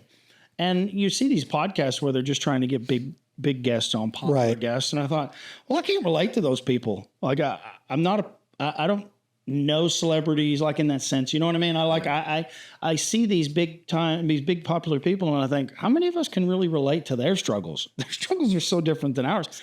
We're everyday normal people, and I don't want to lose that. I have to stay anchored and grounded. And the people I bring on, like you, and we bring on I'm so excited to share their story and let them have a voice, and that's really the point of this. And that's what connects with people, because it's normal people. And then you're like you had no idea about his golden gloves. Like that blew you away. And he understates it so much, but it's one of those things like, look at how surprising Miss Barbara was. Look how everything started with Tim. I'm like, look at Greg's great conversation. I can't wait to sit down with Greg again. It's just this awesome thing that's rolling. I've only had like 40 guests, and she's my favorite. She smokes all of us. It's hard I can't wait for her not to be favorite. On. It was hard knowing that I had to follow her. Well, there's a couple in between. She's gonna like that. I think everybody's going to struggle to keep up with her. But once I got to see her energy and the authenticity, like the humility, no apologies. I just admire her so much. And now that she's really comfortable and I'm more comfortable and I know a little bit more about her, I want to unpack more of that. So you waited till you were 72. I want to get, you know what I mean? What took so long? You know what I mean? I'm not judging, but like at some point, everybody has their moment to say, I'm changing my life. And for me in the gym, like I'm looking for my moment. I'm looking for my choice. And to like make a decision to commit to something. So I'm committing to the show. Like it's hard for me to say, okay, we're blowing past 50. I'm excited to see what we're doing. And this is fun. It's been healthy. This has been healthy. It's therapeutic too. Huge stressful day. I'm cussing a lot less. I want to say my cuss words. No. Good. Let's say it in Spanish. No. Miss Barbara gave me permission. Miss Barbara can be you, and I will be me, but every now and then I'll slip one in. Yeah. I got to stay grounded. He's got to be. I've got to be me.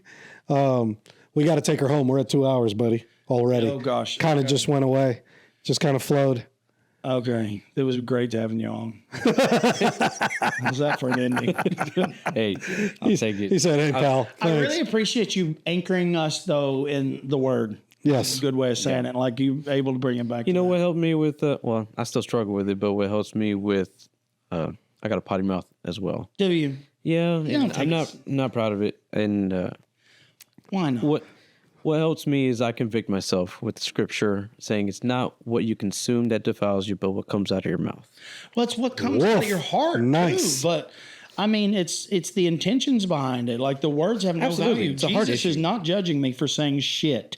Okay, there's a bleep for you.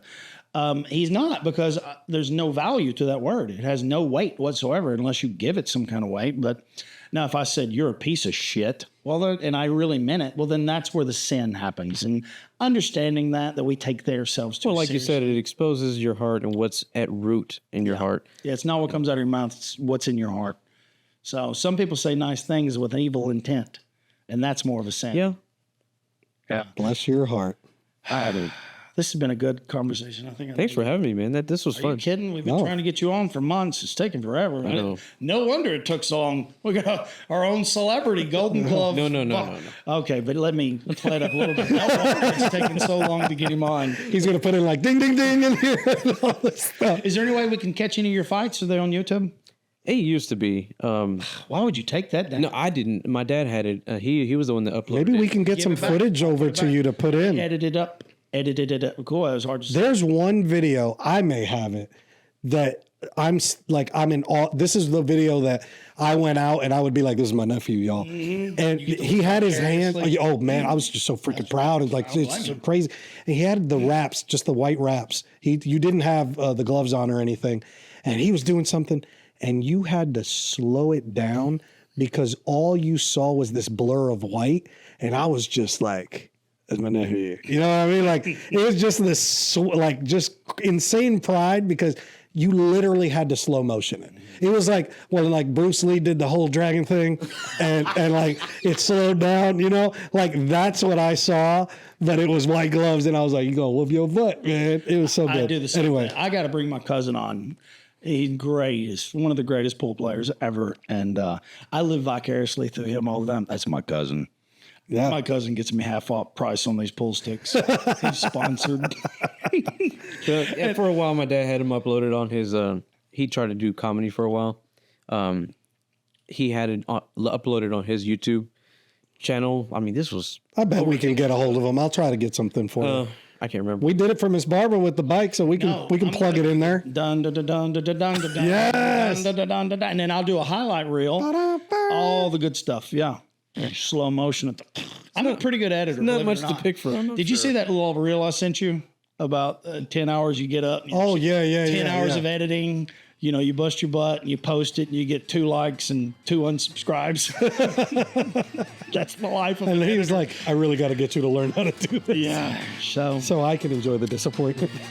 All right. So we got to get out of this. All right, kids. Thank you, everybody. Thank you, nephew, for being there. Thank you. Until next time. So long, friends. Be like Barbara. Thank you for not stepping over my outro. You've done that multiple times. Because I'm always trying to get you to not say. I don't say it. That one. So long, friends. It's used to this.